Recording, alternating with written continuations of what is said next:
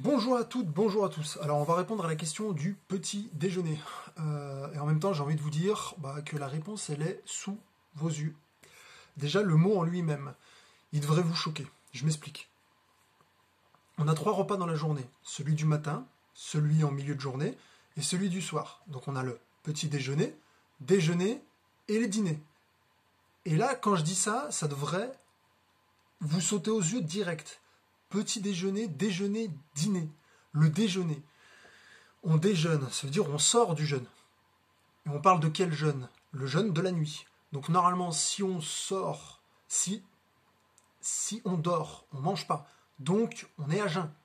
Quand on a un rendez-vous et que le médecin il nous dit de venir à jeun, c'est venir sans manger. Alors expliquez-moi comment est-ce qu'on peut sortir du jeûne à midi si on a un petit déjeuner. C'est quoi? C'est tu manges, tu repars dormir, tu petit déjeunes, genre tu manges mais tu manges pas trop, on sait pas ce que tu fais, t'es sous perf, faut m'expliquer le truc quoi. Donc vous l'aurez compris, ce mot il pue l'arnaque mais complet, total déjà. C'est juste ça, il y a un problème.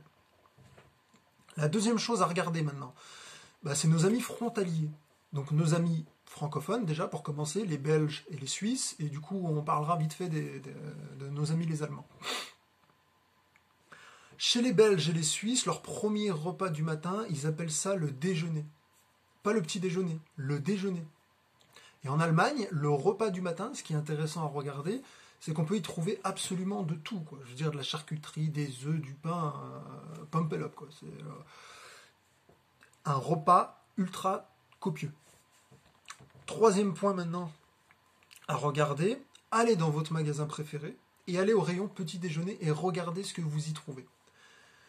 En général, des produits transformés, du sucre et des céréales. Zéro aliment naturel. Hormis peut-être du miel, mais après ça dépend les magasins. Mais pas de légumes, pas de fruits. Et c'est le petit déjeuner. Donc ça veut dire que ton premier repas dans la journée, c'est un truc qui n'existe pas à l'état naturel, et qui est que transformé. Ça n'existe pas. Tu manges pas de vrais aliments le matin quand tu te lèves. Il faut manger un truc qui n'existe pas. Et quatrième point, bonus celui-là, un industriel, il vous dira jamais de manger moins pour une raison toute simple. Si on considère que le repas il a 1 euro, juste 1 euro, on sait que c'est pas du tout ça, quoi. Mais juste, admettons pour l'exemple, un repas c'est 1 euro. On est 68 millions en France à manger 3 repas par jour. Donc j'ai fait le calcul, ça fait 204 millions d'euros, 204 millions d'euros par jour. À l'année, ça correspond à 74 milliards d'euros. 74, déjà 1 milliard pour le mémoriser de tête, déjà donner tout ce qu'on pourrait faire avec, 74 milliards par an. Donc si vous décidez de manger 2 fois par jour au lieu de 3 fois par jour, l'industriel et le magasin, ils s'assoient sur un petit déjeuner à 24 milliards d'euros. Donc pensez que eux, ils vont vous dire mangez moins, c'est bon pour votre santé, et faites 2 repas par jour, c'est mieux que 3. Je suis pas sûr, quoi. Non, c'est plus manger équilibré, 5 fruits et légumes par jour, enfin bref, remplis ton caddie et viens acheter chez moi, quoi. Donc et je reste neutre en disant ça, c'est un constat.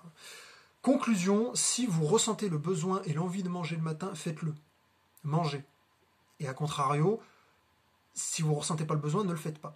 Si votre enfant n'a pas faim, l'obligez pas à manger. Pensez juste à lui mettre des fruits dans son sac et vous inquiétez pas, s'il a faim, il saura aller le chercher. Adaptez toujours vos repas en fonction de votre journée. Un exemple, un bodybuilder, il va dépenser énormément d'énergie avec sa carrure, c'est normal. Donc il va manger 6 fois par jour, en grande quantité. Donc si vous allez fournir beaucoup d'efforts, mangez suffisamment. Et si vous allez peu vous dépenser, limitez-vous dans vos repas. Et bien sûr, évitez toujours les extrêmes qui sont nocifs pour n'importe qui. Et pour finir, le petit-déj, il est bon ou pas? Répondez simplement à cette question en ayant ces informations en tête et trouvez la solution qui vous convient. Prenez soin de vous, pensez à partager comme d'habitude. Si vous avez aimé, bien sûr, l'objectif c'est de partager l'information, c'est pas de partager ma tête. C'est bon, je me connais, je me suis déjà vu, j'ai pas besoin qu'on partage mon visage. Partagez l'information si vous l'avez trouvé utile. Prenez soin de vous et à la prochaine vidéo.